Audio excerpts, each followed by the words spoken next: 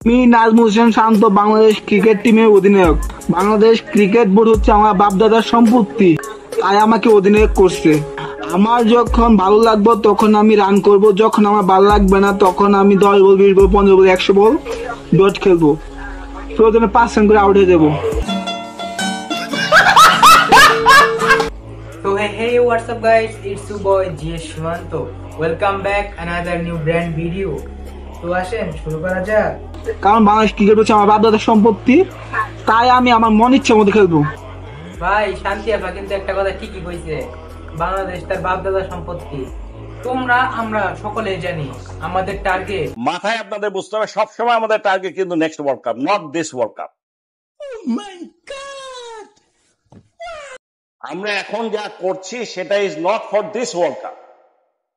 मालिक बस बहुत हो गया, आज तो इस बात का फैसला कल ही डालते हैं। এই বিশ্বকাপ দেখে আপনার চিন্তা করলে হবে না, আপনাকে নেক্সট বিশ্বকাপ টার্গেট নিয়ে করতে হবে। আপনি तो हो गया ना फैसला। এমন কোন কোচ নাই, এমন কোন বোর্ড নাই যে হঠাৎ করে একটা রাতারাতি 1 মাসের মধ্যে আপনাকে সব চেঞ্জ করে দিবে, একটা টিম ভালো করে দিবে।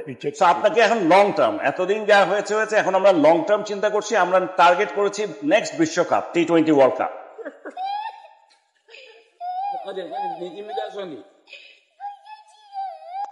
নেক্সট T20 ওয়ার্ল্ড কাপের জন্য আমরা টিম রেডি করছি। এটার জন্য কিছু এখন এক্সপেরিমেন্ট হবে, কিছু আপস এন্ড ডাউন হবে, সেটা হলো এক জিনিস। সেটা we are ready to absorb that. মানে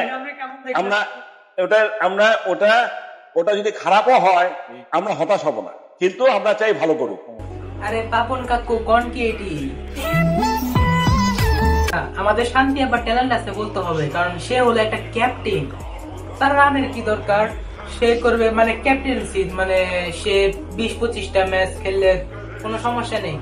আর আমাদের আছে লিটন দাস, সে বা কি করবে, সে হচ্ছে অন্যতম ক্লাসিক্যাল একটা ব্যাটসম্যান। তো তার দ্বারা মানে এই 20-25টা ম্যাচ কিছুই না, তারকে আরো 50টা ম্যাচ খেলানো হোক, তারপরে সে হয়তো ভালো করবে। এদিকে বাঘের অভিযোগ, বাংলাদেশ দলের জার্সি থেকে যেন তার ছবি তুলে ফেলা হয়, কারণ বাংলাদেশ দলের জার্সিতে তার ছবি রাখার ফলে বনের অন্যান্য পশুরা তাকে ভয় পাওয়া তো দূরে থাক, তাকে দেখলে দূর থেকে হে হে করে হেসে দেয়। মানে দেশের ক্রিকেট খেলা এমন একটা পরিস্থিতি হয়ে গেছে বর্তমানে সময়ে, এই যে না বলি সহ্য করতে, না বলি কাউরে বলতে।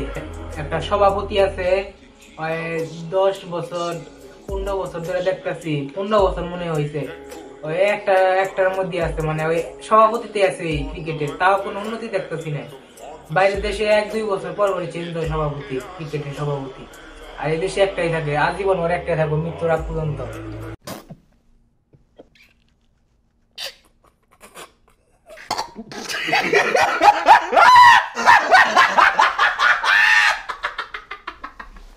তো আমার আর কিছু বলার নেই। ভিডিওটা ভালো লাগলে চ্যানেলটাকে সাবস্ক্রাইব এবং ভিডিওটাকে একটা লাইক করে দিও। তো আমরা মিলবো কোনো আরেক ভিডিওতে। তো ততদিন সবাই সুস্থ থেকো।